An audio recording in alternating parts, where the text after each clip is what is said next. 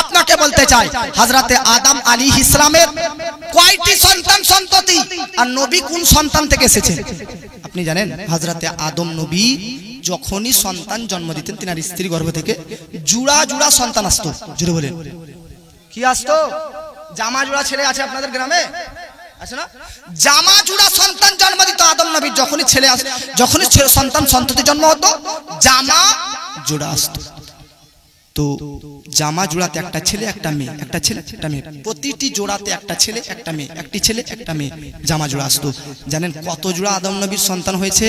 Total হচ্ছে 110 জোড়া। জোরে বলুন সুবহানাল্লাহ। আচ্ছা 110 জোড়া যদি হয় তাহলে টোটাল ছেলে মেয়ে কত হয়? 220 নাকি? আচ্ছা 220-এর মধ্যে ছেলে কটা আর মেয়ে কটা? 110টি ছেলে 110টি মেয়ে, কারণ প্রতিটি জোড়াতে একটা ছেলে একটা মেয়ে।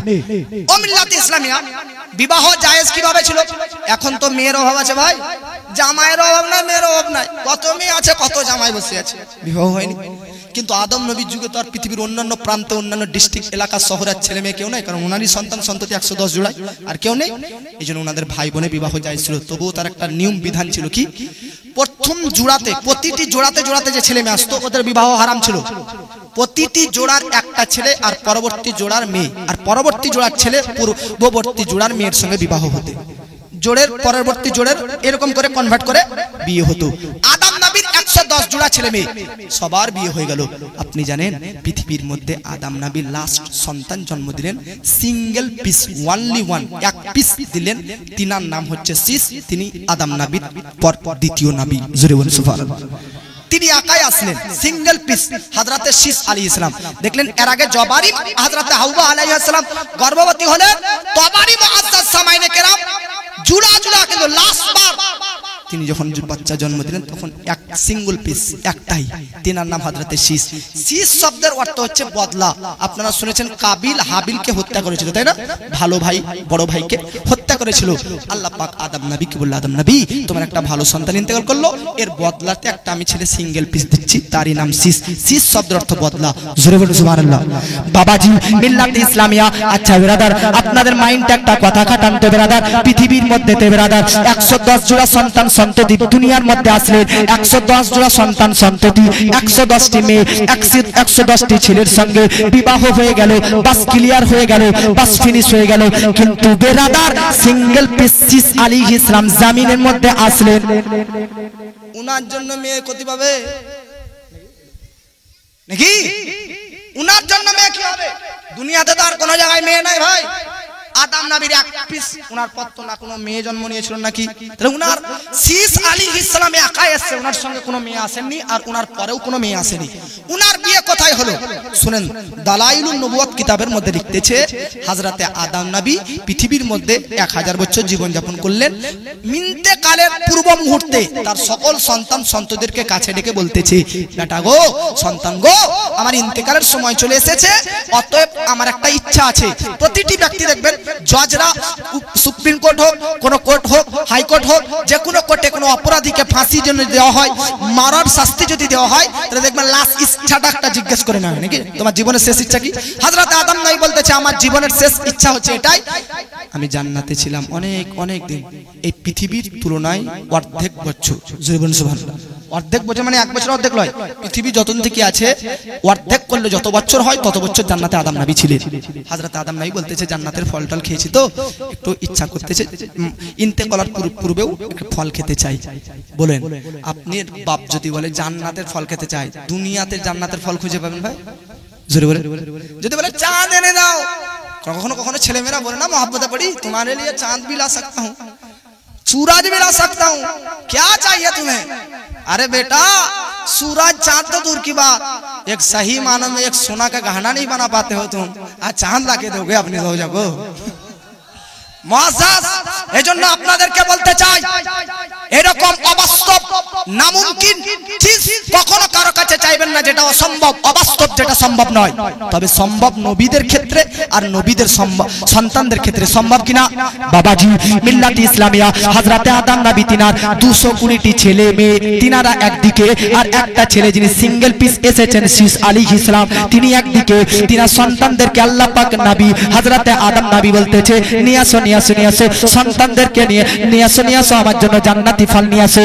হযরতে আদম আলাইহিস সালামের জন্য বাবাজি জান্নাতি ফল করতে বেরিয়ে যায়। জান্নাতি ফল করতে করতে করতে করতে বাবাজি কেউ পায় না আমার আদম নবী হযরতে শীস আলাইহিস সালামকে ডাক দেয়, এ শীস কাছে এসো বেটা, তুমি আমার দ্বিতীয় খলিফা, তুমি আমার প্রতিনিধি হবা, তুমি নবী হবা। কয়েকটি কথা মনে রাখো বেটা গো, তুমি একমাত্র আমার ছেলে যে জান্নাতি ফল খুঁজে পাবা, পৃথিবীর আর অন্য কোনো সন্তান খুঁজে পাবে না।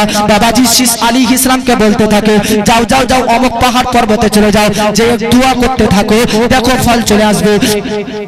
বাবাজি হযরতে শীস আদম নবীর এই সন্তানটি হযরতে আদম নবী বাপের কথা শুনে ব্রাদার অমুক পাহাড় পর্বতে চলে যায়। যাবার পর দোয়া করে, সঙ্গে সঙ্গে নূরের তৈরি রূপবতী জান্নাত থেকে হুর জান্নাতি ফল নিয়ে আদম নবীর বেটা শীস আলাইহিস সালামের কাছে হাজির। হুর বুঝতেছেন? হুর নূরের তৈরি হুর। মা বন্যা তো কি সুন্দরী, আপনাদের গ্রামে কতটা সুন্দরী আছে। হুররা যদি একবার আসমানে তাকায় তো সূর্যের আলো ঢেকে যাবে, এতটা সুন্দর। শুধু জান্নাতি হয়ে যান, চুয়ান জান্নাতি হয়ে যান। প্রতিটি জান্নাতি ব্যক্তিকে আল্লাহর নবী সাল্লাল্লাহু আলাইহি ওয়াসাল্লাম বলেছেন 70টার অধিক হুরকে সেবা করার জন্য দেওয়া হবে। বলুন হ্যাঁ, খালি জান্নাতি হন, জান্নাতের মধ্যে দাড়িও থাকবে না, মনে রাখবেন। কিন্তু দুনিয়াতে যারা দাড়ি রাখে সুন্নাত আদায় করবে তাদের জান্নাতের মধ্যে দাড়ি। 6 জন ব্যক্তির জান্নাতের মধ্যে দাড়ি থাকবে, ওনারা আমরা আপনারা নয়, 6 জন নবীর ব্যাপার ওনারা। তবে জান্নাতে কারো দাড়ি থাকবে না। দুটো কথা মনে রাখবেন, 1 নম্বর হচ্ছে জান্নাতের মধ্যে দাড়ি নেই, আর মুআজ্জাজ সামাইন ইকরাম জান্নাতের মধ্যে এতটা হুর দেওয়া হবে। 3 নম্বরে জান্নাতের মধ্যে মুআজ্জাজ সামাইন ইকরাম আপনাকে 60 হাত লম্বা বানিয়ে দেওয়া হবে। আদম নবীর যতটা হাইট ছিল ততটা হাইট উঠেছে। মা বোন আপনারা মনে করেন না আপনারা ছোট থেকে যাবেন, আর সব আপনাদেরকেও করা হবে। স্বামী স্ত্রীরা যদি দুজনে জান্নাতি হয় তো দুজনে স্বামী স্ত্রী থাকতে পারে ব্রাদার, তবে দুজনকে জান্নাতি হবে।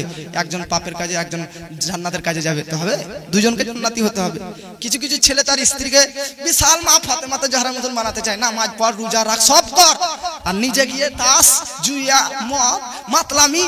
ও যুবক, নিজের স্ত্রীকে মা ফাতেমাতে জাহরার মতন বানাতে চাইছো তো মনে রাখতে হবে নিজেকেও তো হযরতে আলীর মতন হতে হবে। জোরে বলেন। এজন্য নিজের স্ত্রীকে মা ফাতেমার বানানোর আগে নিজে হযরতে আলীর মতন ক্যারেক্টারশীল হতে হবে, চরিত্রবান হতে হবে।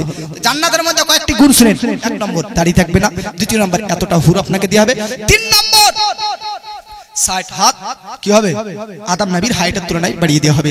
4 নম্বর শুনেন জগৎবাসী, দুনিয়াতে কোন মেডিকেল সায়েন্স কোন ডক্টর কি কোন ওষুধ তৈরি করেছে? এই চাচা 100 বছর, এই চাচা 60 বছর থেকে 30 বছরে ফিরে আসবে? আছে? একে আগে বলেন এই চাচা আগে যে দৌড়বে, বলবে আমি ওষুধ খাবো না। এই চাচা 30 বছরের যুবকে ফিরে আসা যায় এমন ওষুধ খেলে, তো আমি তো আগে খাবো। খাবেন কি খাবেন না?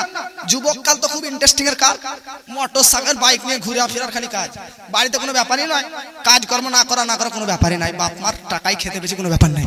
যুবক হওয়া খুব ভালো, সংসারের চাপ তো এখনো মাথায় পড়েনি, এই জন্য খুব মুআজ্জাজ সামাইন ইকরাম ইতরাই বেড়াই আমরা।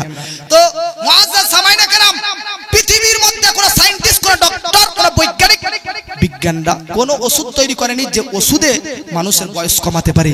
জান্নাতি হয়ে যান, যতই বছর ইন্তেকাল করুক না, 100 বছর হোক, 150 বছর হোক, 200 বছর হোক, আল্লাহ পাক কমিয়ে 30 থেকে 33 বছরের যুবক বানিয়ে দেবে।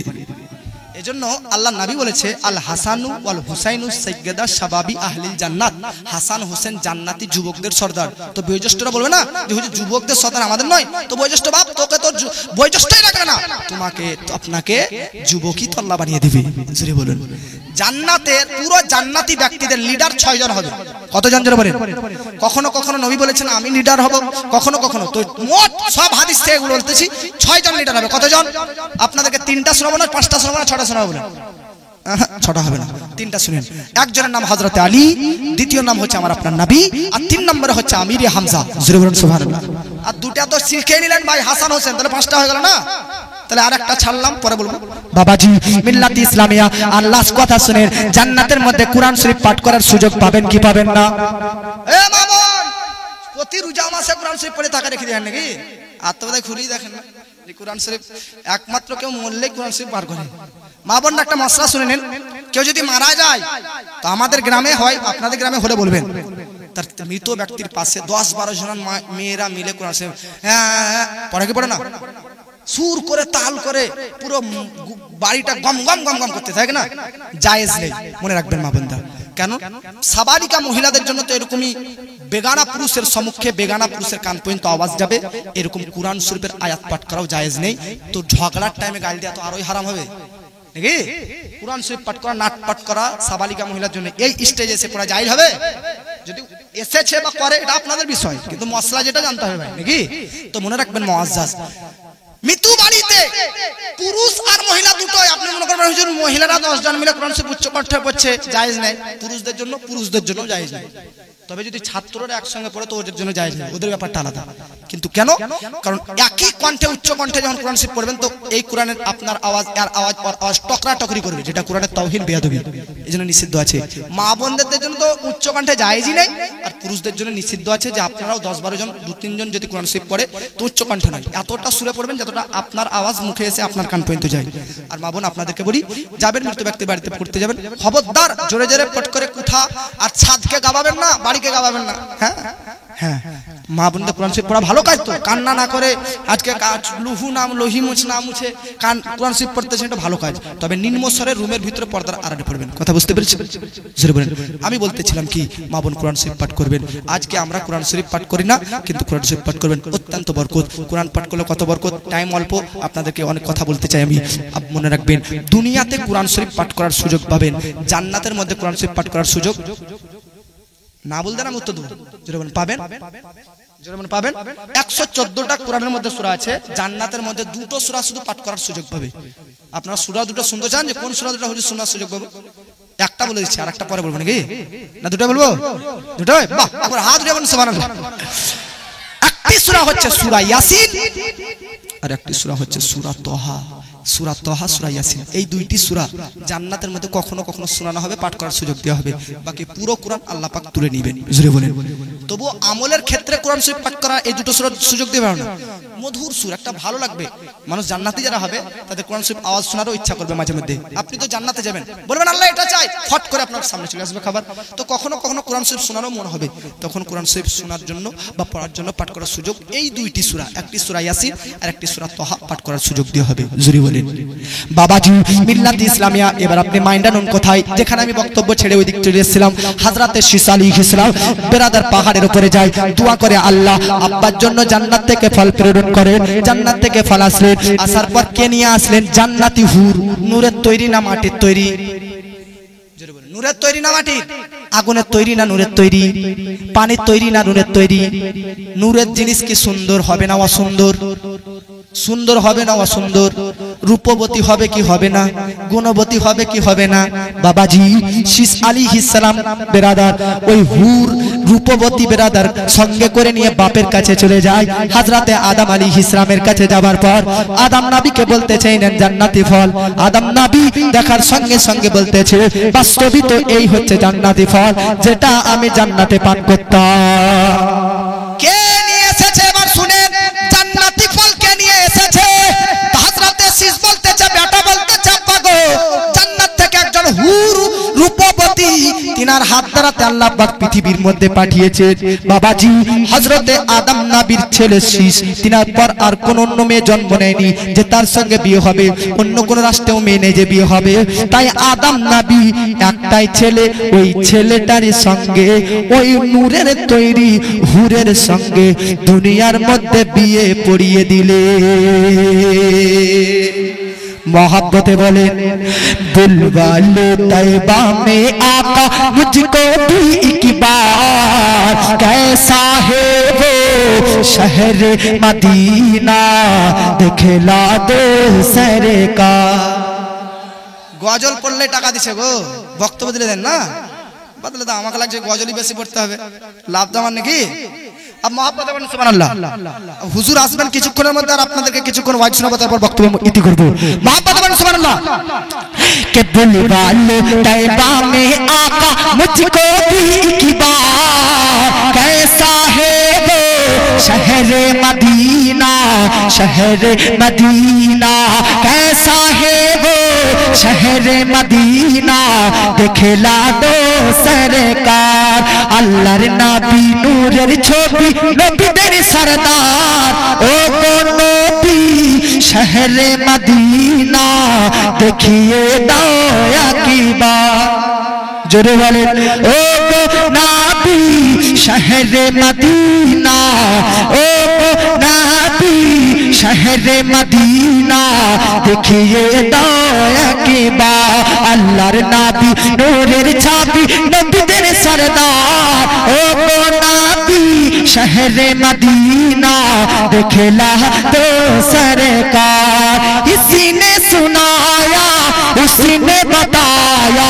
शहर मदीना ऐसा है हाजी बोले छे शिक्षक बोले छे नबीर राजा देखिते आमो इसी ने बताया उसी ने बताया शहर मदीना ऐसा है मैं भी जाकर देखूं आका गुंबद खजरा कैसा है और जिसने देखा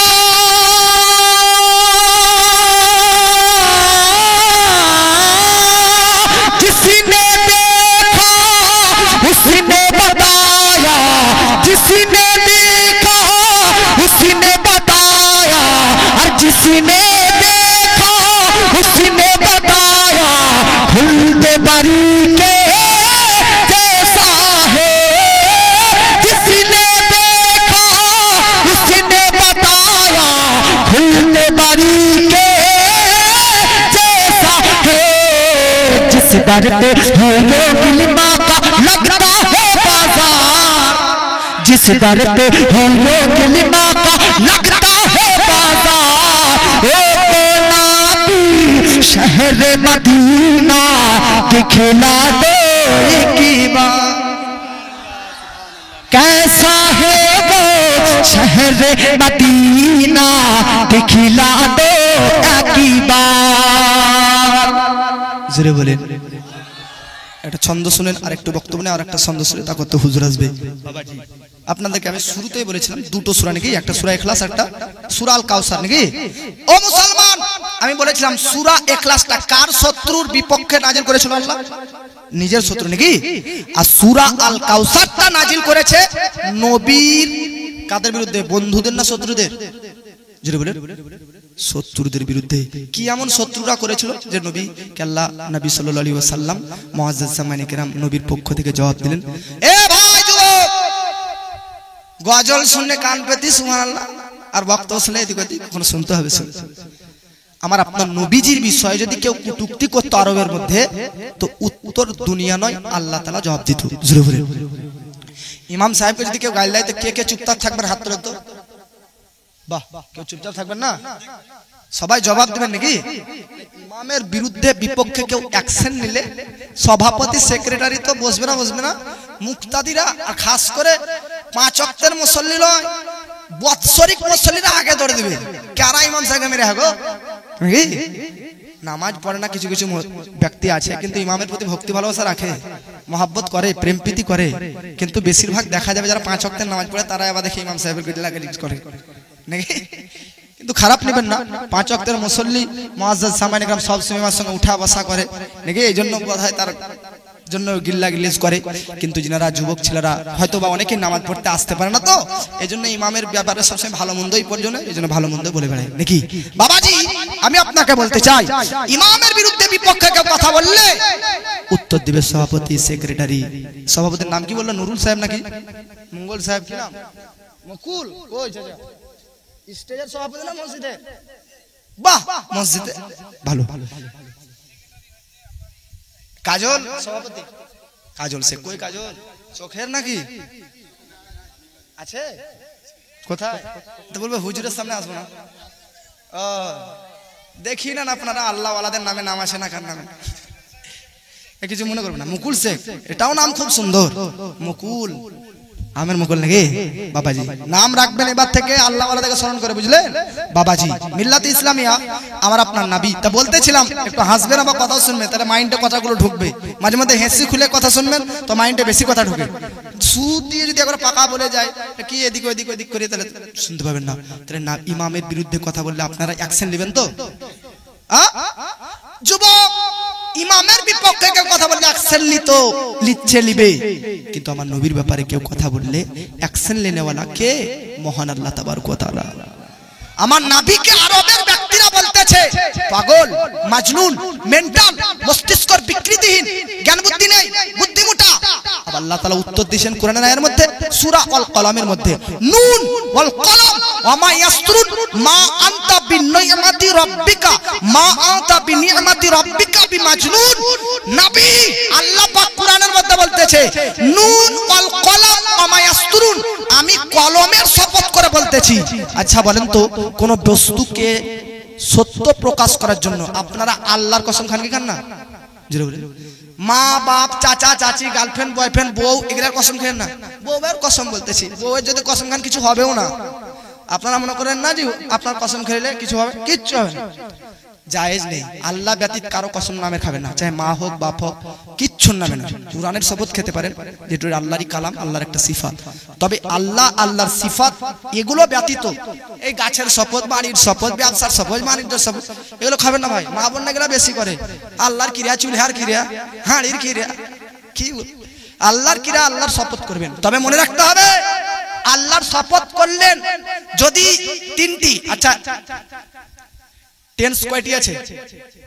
টেন্স কাল, অতীতকাল, বর্তমানকাল। কেউ কসম করলো, খোদার কসম করে বলতেছি চুরি করিয়ে নি, এটা পাস্ট টেন্স না বর্তমানকাল না ভবিষ্যৎকাল? চুরি করিয়ে নি এটা অতীতকাল নাকি? আর চুরি করছি এটা বর্তমান। আর চুরি করব না না ভবিষ্যৎ নাকি? আপ শুনেন, এই একটা কথাতে সবগুলো আপনারা ভেবে নেবেন। কেউ যদি বলে আল্লাহর কসম করে বলতেছি চুরি করিয়ে নি, আর যদি চুরি করলে হয় তাহলে কি হবে? পাপ হবে নাকি? তার জন্য তওবা করা ফরজ, তওবা করতে হবে। বাস তওবা। কাসাম তিন প্রকার, ইয়ামিনে গুমুস, ইয়ামিনে লাগু, ইয়ামিনে মুনাআকিদা।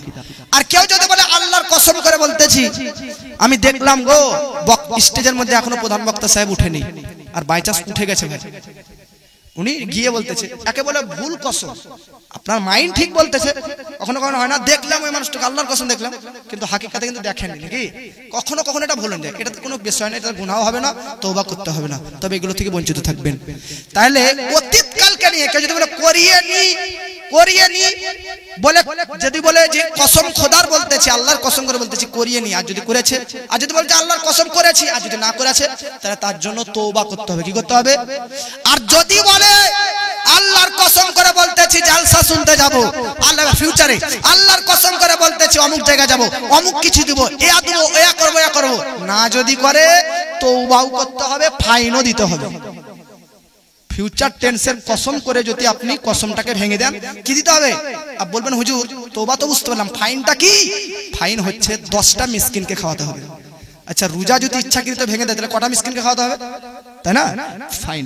কসম ফিউচার টেন্সকে, ভবিষ্যৎকে কেন্দ্র করে যদি খান, আল্লাহর কসম করে বলতে চাই আজকে জালসা শুনতে যাব, লে যা যাবো, হতে পারে না বন্ধুরা, আয় রে হাই আজকে জালসারে মেলা হচ্ছে, কত আসবে, আয় হ্যাঁ ঠিক আছে জালসা শুনতে যাবো। জালসা শুনতে আসবে বলতে চারিদিকে মেলাতে ঘুরে বেড়াচ্ছে, তো জালসা শুনতে যাবো, বাই চান্স বললো এলো না, আল্লাহর কসম ভেঙে গেল কিনা? কথা বলুন। তো যদি এরকম ফিউচার টেন্সে আল্লাহর কসম ভেঙে দেয় তাহলে তওবা করতে হবে প্লাস ফাইন। ফাইন কি কি? হয় 10টা মিসকিনকে খাওয়াতে হবে, নাহলে 3টি পরস্পর রোজা করতে হবে। আর একটি রোজা ইচ্ছাকৃত ভেঙে দিলে কটা রোজা করতে হবে? 60টা। কসমের ফিউচার টেন্সের কসম ভেঙে দিলে কটা রোজা করতে হবে? 3টা। বুঝতে পারলেন না বাবাজি? মিল্লাত ইসলামিয়া দেখুন বেরাদার, বান্দারাও কিন্তু আল্লাহর শপথ খায় কোন বিষয়কে জটিল মজবুত করার। এ আল্লাহ পাক রব্বুল আলামিন, আমার আপনার নবীকে পাগল বলা হচ্ছে, মেন্টাল বলা হচ্ছে, আজকে মস্তিষ্কের বিকৃতিহীন বলা হচ্ছে, বোকা হচ্ছে। আল্লাহ এই কথাটা কোরআনে আছে, এটা তো বাস্তবে আমরা মানবো, দামি কথা, তবুও আরো দামি করে দিলেন। আল্লাহ বলতেছেন নুন ওয়াল কলাম ওয়া মা ইয়াসতুরুন। আল্লাহ বলতেছেন বান্দারা তোমরা আমি আল্লাহর কসম খাও, আর আমি আল্লাহ সৃষ্টিকর্তা, আমি যা সৃষ্টি করেছি সৃষ্টির কসম খাবো। আমার সৃষ্টি কলম, কলমের শপথ করে বলতেছি। মা বোনরা আপনারা ভাবেন না আপনার ব্যাগে যে কলম ভরা আছে ওই কলমের কথা বলিয়ে না, বাপ ভাবছেন আপনাদেরকে বলতেছি, আপনাদের যে আজকে মুআজ্জাজ জামার পকেটে কলম আছে, ওই কলমের কসম বলতেছি না, আল্লাহ যে কলমের শপথ করেছে ওই কলম দ্বারা, ওই কলমের কথা বলা হয়েছে যে কলম দ্বারা পৃথিবীর প্রত্যেকটা মানুষের ভাগ্যকে দুনিয়া তৈরি করার 50,000 বছর আগে লাউহে কালামের মধ্যে আল্লাহ লিখেছে। আপনার ভাগ্য কত বছর আগে দুনিয়া তৈরি করার আগে তৈরি করা হয়েছে? 50,000 বছর আগে। বাবাজি আল্লাহ পাক বলতেছে, ওই কলমের শপথ করে বলতেছি, মা আনতা বিনিয়ামাতি রাব্বিকা বিমাজনুন, নবীজি আপনি পাগল নন, পাগল নন, পাগল নন। তাহলে আপনাকে এখানে বোঝাতে চাইছি বাবাজি, পৃথিবীর মধ্যে কেউ অপরাধ করলে তার আজকে মুআজ্জাজ জবাব তার ফ্যামিলির পক্ষ থেকে দেয়, কিন্তু নবীজির বিপক্ষে কেউ কটূক্তি করলে, খারাপ কথা বললে নবীজি শুধু চুপচাপ থাকে, আল্লাহ পাক উত্তর দেয়। বাবাজি আপনাদেরকে আমি বলেছিলাম নবীজির ছেলে এবং মেয়ে কয়টা মনে আছে তো? মনে আছে? 7টা না? বাবাজি 3টি ছেলে বাল্যকালে নাবালক অবস্থায় ইন্তেকাল করেছিল। নবীজি 3টি ছেলে ইন্তেকাল করে। বেরাদার আরবের বেধর্মীরা একটু ধ্যান দিয়ে শুনবে, আরবের কাফেররা নবীকে বলতেছে, দেখ দেখ দেখ মুহাম্মাদের বংশ ফিনিশ হয়ে গেল, মুহাম্মাদের বংশ শেষ। কারণ আপনারা বললেন বংশ ছেলের মাধ্যমে চলে নাকি? নবী যদি 3টা ছেলে ইন্তেকাল করে তাহলে তো নবীর বংশ শেষ, ফিনিশ, খতম। আরবের কাফেররা উল্লাস, হাসি, ঠাট্টা, মজা, উপহাস করতেছে আর নবীকে বলতেছে, নবী তোমার তো বংশ সূত্র শেষ। কেন? কারণ তোমার তো বেটারা ইন্তেকাল করে গেল, অতএব তুমি লেজ কাটা হয়ে গেলে। তো এই লেজ কাটা বলা, বংশ কাটা ঘৃণা কথা বলতেছে, এটাকে আরবিতে বলা হয় আবদার। নবীকে বলতেছে আবদার, অর্থাৎ বংশ কাটা, লেজ কাটা। আল্লাহ তাআলা উত্তর দিতেছে, নবী চুপচাপ থাকেন, আপনি চুপচাপ থাকেন, আমি জবাব দেব, ইন্না শানিয়াকা হুয়াল আবদার। নবী আপনার বংশ কাটা নয়, আপনি লেজ কাটা নয়, যারা আপনার শত্রু তারাই হাকিকাতে হচ্ছে লেজ কাটা। এজন্য পৃথিবীর মধ্যে আবু জেহেল, আবু লাহাব, উতবা, উতাইবা, প্রতিটি কাফের, প্রতিটি বেধর্মীর আজ পর্যন্ত একটাও বংশধর পাবেন না, সবার বংশ কেটে পৃথিবী থেকে উঠে গেছে।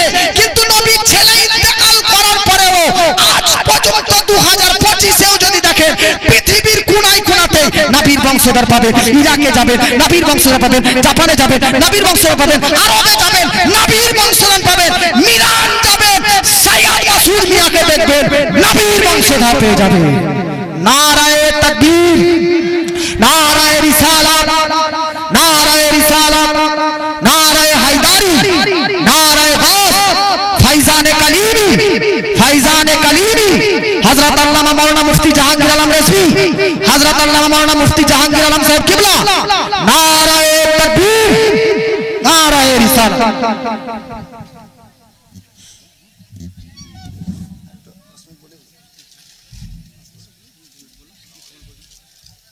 আসসালামু আলাইকুম হুজুর। না না আমি জি বসেন বসেন।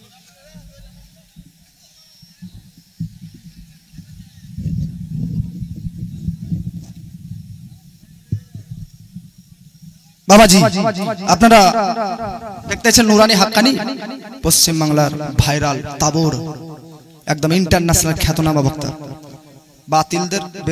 বাতিলদের ওয়াহাবি দেওবন্দি বাতিল ফিরকাদের সবসময় পোস্টমর্টম করতে থাকে অল টাইম, বুঝতে পেরেছি? স্টেজে তো করে করে করে, মোবাইলেও করে, বাড়িতেও করে, সব টাইম। অনেক সুন্নিয়াতের কাজ ইনি করতেছেন, ইসলামের অনেক সেবা যত্নের মাধ্যমে হতে। সূরা আল কাউসার সম্পর্কে এটা আপনাদেরকে বলতেছিলাম। তাহলে আল্লাহ পাক নবীকে যারা লেজ কাটা, বংশ কাটা, বংশ ফিনিশ হয়ে যাওয়া বলতেছিল, তাদেরকে আল্লাহ জবাব দিল, বলতেছে ইন্না শানিয়াকা হুয়াল আবদার। নবী আপনি লেজ কাটা নয়, আপনি বংশ কাটা নয়, আপনার যারা শত্রু তারাই হাকিকাতে বংশ কাটা। আজ আবু জেহেলের সন্তান আছে তার জন্য সে গর্বিত, আজ আবু লাহাবের সন্তান আছে তার জন্য তারা গর্বিত। দেখবেন কিয়ামতের শেষ পর্যন্ত এমন একটা সময় আসবে, আবু জেহেল, আবু লাহাব, উতবা, উতাইবা এদের প্রত্যেকের বংশ ফিনিশ হবে, কিন্তু কিয়ামত পর্যন্ত পৃথিবীর প্রতিটি অলিতে গলিতে আপনার বংশধররা বিরাজ করতে থাকবে। জোরে বলেন।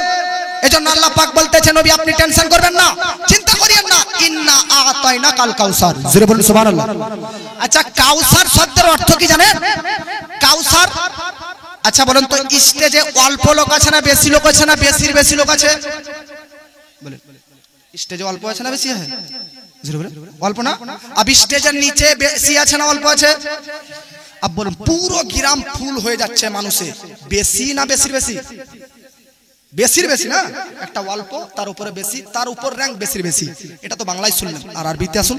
অল্পকে আরবিতে বলা হয় কালিলুন, আর অল্পের অধিককে বলা হয় বেশি, বেশিকে আরবিতে বলা হয় কাসিরুন। আর বেশির বেশি যেটাকে যোগ করা যায় না, কাউন্টিং করা যায় না, গুণন করা যায় না, হিসাব করা যায় না, সেটাকে বলা হয় আরবিতে কাউসারুন। জোরে বলেন। আল্লাহ পাক বলতেছে নবীজি আমি আপনাকে যে গুণগুলি দান করেছি অল্পও নয় বেশিও নয়, কাউসারুন বেশির বেশি, যেটা গণনা করা, কাউন্টিং করা, হিসাব করা পৃথিবীর প্রত্যেকটা মানব জাতির জন্য অসম্ভব, অবাস্তব। জোরে বলেন। এক মিনিট একটা কথা শুনেন, পৃথিবীতে কত প্রকারের গাছপালা আছে হিসাব করতে পারবেন? কত প্রকারের পোকামাকড় আছেন কাউন্টিং করতে পারবেন? কত প্রকারের ফল ফুল আছেন হিসাব করতে পারবেন? কত প্রকারের মাটি আছে হিসাব করতে পারবেন? কত প্রকারের পানি আছে হিসাব করতে পারবেন? না। পৃথিবীতে আমি তো এতটুকু ছাড়লাম, পৃথিবীতে কত কি আছে, কত সামান, কত মাল, কত আসবাবপত্র আছে, এগুলো হিসাব করা সম্ভব, গণনা করা সম্ভব, কাউন্টিং করা সম্ভব? তো আপনারা বলবেন না সম্ভব নয়। কেন? কারণ পৃথিবীতে অল্প তো নেই, বেশিও নেই, বেশির বেশি আছে, সম্ভব নয় গণনা করা, হিসাব করা সম্ভব নয়। পাগলা, আপনার কাছে গোটা পৃথিবীর মালপত্র, আসবাবপত্র বেশির বেশি, কিন্তু আল্লাহ তোমার কাছে পৃথিবীর সামান, আসবাবপত্র কি? তো আল্লাহ পাক বলতেছে মাতাউদ দুনিয়া কালিলুন, দুনিয়ার সমস্ত আসবাবপত্র সামান আমি আল্লাহর কাছে অল্প। জোরে বলেন। আব ভাবুন আল কাউসার, আর কাউসারের দিকে নবীকে আল্লাহ বলতেছে অল্প নয় বেশি নয়, বেশির বেশি মর্যাদা দান করেছি। আর দুনিয়াতে আপনার গণনার বাইরে, হিসাবের বাইরে যা কিছু আছে সেটা হচ্ছে বেশির বেশি, কিন্তু আল্লাহর কাছে মুআজ্জাজ অল্প। তো ভাবুন মুআজ্জাজ, যে দুনিয়াতে এত মালপত্র, আসবাবপত্র, সামান আছে, সেটা আপনার গণনার বাইরে, হিসাবের বাইরে, গণনা করতে পারবেন না, হিসাব করতে পারবেন না, কাউন্টিং করতে পারবেন না, যোগ করতে পারবেন না। তো জগৎবাসী নবীর মর্যাদাকে নিয়ে, নবীর মহত্তাকে নিয়ে, নবীর পাওয়ারকে নিয়ে, নবীর ক্ষমতাকে নিয়ে, নবীর বৈশিষ্ট্যকে কিভাবে আপনি হিসাব করতে পারবেন, কাউন্টিং করতে পারবেন, গণনা করতে পারবেন? কেন? তার কারণ হচ্ছে নবীকে আল্লাহ অল্প নয় বেশি নয়, বেশির বেশি। আরে যে আল্লাহর কাছে দুনিয়াটা অল্প, সে অল্প জিনিসকে যদি হিসাব না করতে পারেন, নবীকে দেওয়া বেশির বেশি পাওয়া, সেটা হিসাব কি করতে পারবে? এই জন্য আলা হযরত আজিমুল বারকাত মুজাদ্দিদিন মিল্লাত কানজুল কারামাত জামালুল ইস্তেকামাত শাইখুল ইসলাম ওয়া মুসলিমিন আয়াতুম মিন আয়াতিল্লাহ মুজিজাতুম মিন রাসূলিল্লাহ কারামাতে গাউসে আযম আশিকে নবী ওলিয়ে কামিল ফাকিহ ইসলাম ইসলামিক চিন্তাবিদ দার্শনিক বৈজ্ঞানিক হিজরি 1400 শতাব্দীর শ্রেষ্ঠ মুজাদ্দিদ বিশ্ববরণ্য লেখক সুন্নি জগতের সম্পদ হামিয়ে সুন্নাহ মাহিয়ে শিরক বেদাত ভ্রান্ত মতভেদের খণ্ডনকারী মহাসংস্কারক জ্ঞান এনসাইক্লোপিডিয়া মুফাসসিরুল কুরআন মুবাল্লিগ ইসলাম আল কারি আল আলিম আল ফাজিল আল মুফতি আল মুহাদ্দিস আল মুহাক্কিক আল মুদাক্কিক আল মুনাজির আল মুসান্নিফ আশ-শাহ ইমাম আহমদ রাফাখা ফাজিলে বেরালভী আলাইহি ওয়া রাহমা ওয়া রিজওয়ান লিখতেছে सबसे आला वो मौला हमारा नबी, सबसे बाला वो मौला हमारा नबी, खल्क से औलिया, औलिया से रसूल, रसूलों से आला हमारा नबी, सबसे ऊंचा में ऊंचा हमारा नबी, सबसे बाला में बाला हमारा नबी।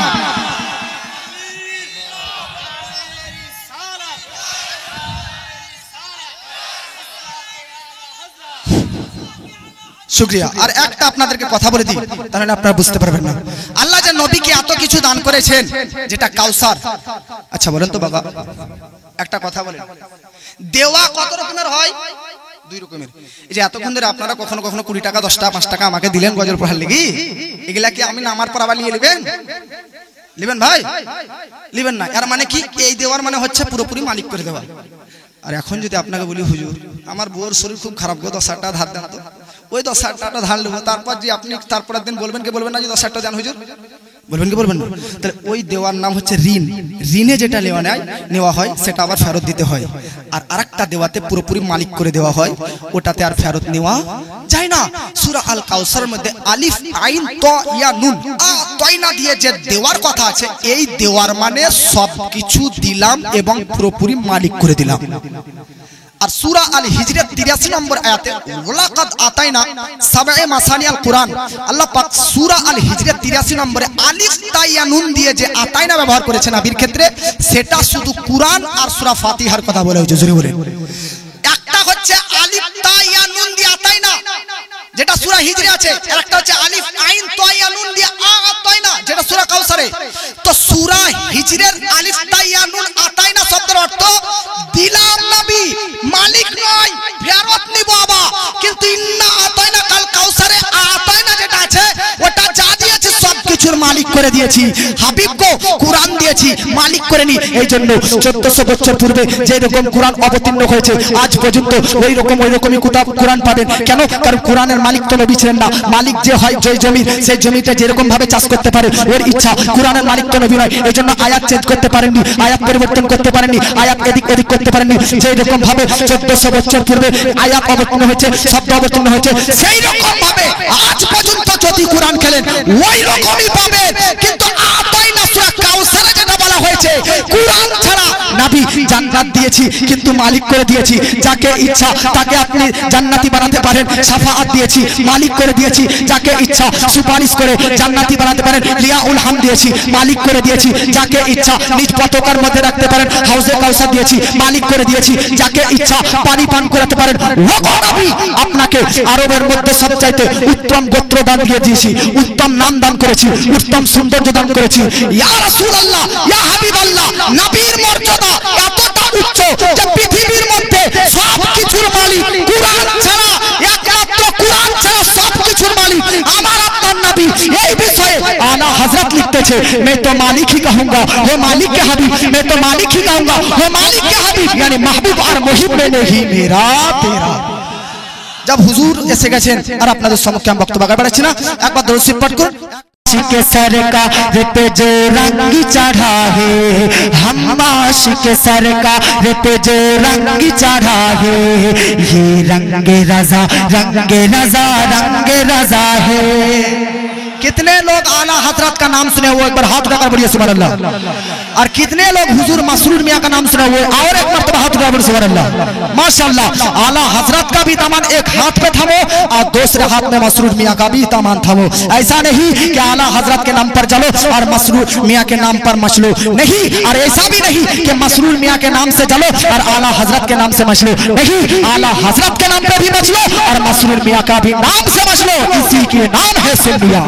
जरा बोलो सुभान अल्लाह, इसी का नाम सुन्नी है। अब पूरा मजमा जो लोग आला हजरत का दीवाना है वो अगर हाथ उठाकर पढ़िए सुभान अल्लाह। ये रंग रजा। अब आप लोग तो जवान हो, बोल जरूर बोल पाओगे कि नहीं, इसलिए ये जो लफ्ज मैं दोहरा रहा हूँ ये लफ्ज को आप लोग मिलकर पढ़ो। ये रंग रजा ये रंग रजा है, हम आशिक सरकार पे जो रंग चढ़ा है, ये रंग रजा है। सुन्नी का वहाँ भी से कोई मेल नहीं है, सुन्नी का वहाँ भी से कोई मेल नहीं है, मसला के है रजा का ये कोई खेल नहीं है, सुन्नी का वहाँ भी से कोई मेल नहीं है, मसला के है रजा का ये कोई खेल नहीं है, सुन्नी तो वहाँ भी से मिले गाना मिला है, सुन्नी तो वहाँ भी से मिले गाना मिला है। क्यों? ये रंग रजा है। ये जो हजरत कैमरा कर रहे हैं, ये अब्दुल सत्तार जमाली साहब बहुत अच्छा नातखा है, ये हुजूर के साथ आए हैं, हुजूर का बहुत करीबी दोस्त है। ये अब्दुल सत्तार, ওনার নাম আব্দুল সত্তার, জঙ্গিপুরে থাকেন। অত্যন্ত উনিও নামি দামি শায়ের, অনেক বড় বড় স্টেজে ওনাকে দাওয়াত করে নিয়ে যাওয়া হয়, কিন্তু আজকে আপনাদের ভাগ্য যে আপনারা এখানে হুজুরের সঙ্গে চলে এসেছে নাকি। তো যদি সম্ভব টাইম হয় তো হুজুরের মুখ দিয়ে এক করে দু করে শুনবো নাকি। তারপর তো সারা রাত আছে, হুজুর का दीवाना रात नहीं देखता है हुजूर का प्यार और मोहब्बत, नहीं। अब मोहब्बत के साथ बोलिए सुभान अल्लाह। ये रंग रजा है, ये रंग रजा है। गुस्ताख नबी से न डरे है न डरेंगे। आप लोग डरते हैं गुस्ताख नबी से? बस माशाल्लाह, गुस्ताख नबी से न डरे है न डरेंगे,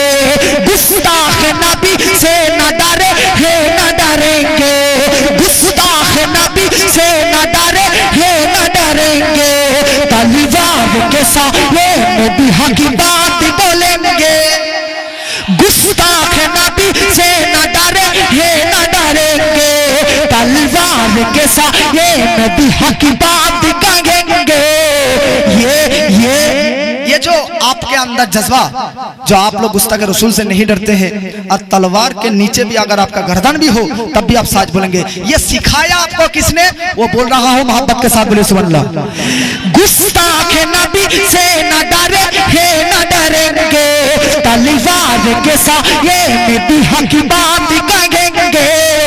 ये मर्द मसरूर ने, ये मर्द मसरूर ने, ये मर्द मसरूर मिल्लत ने हमें ऐसा सिखाया, ये मर्द मसरूर ने हमें ऐसा सिखाया। ये रंग रजा रंग रजा रंग रजा है, ये रंग रजा रंग रजा रंग रजा है। लागा ये खरीदार की सूरत में जमाना, कदमों में कोई डाल दे, कदमों में कोई डाल दे दुनिया का खजाना। लागा ये खरीदार की सूरत में जमाना, कदमों में कोई डाल दे दुनिया का खजाना। लागा ये खरीदार की सूरत में जमाना, कदमों में कोई डाल दे दुनिया का खजाना। दीवाना गुअल मलका, दीवाना गुअल मलका, दीवाना गुअल मलका।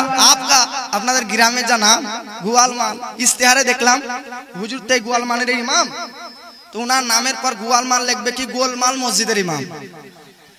ভুল হয়ে গেছে, অন্তস্থ একটা ছোট গেছে, গোয়ালমাল থেকে অন্তস্থ হয়ে গেছে, তো লেখা হয়ে গেছে গোলমাল মসজিদের ইমাম। যে দেখবে সে তো আসবে নাকি? अम्मा आप बोले सुभान अल्लाह। लाका ये खरीदार की सूरत में जमाना, कदमों में कोई डाल दे दुनिया का खजाना। दीवाना गुअल मल का बिकेगा न बिका है, दीवाना गुअल मल का बिकेगा न बिका है। ये रंग रजा रंग रजा रंग रजा है।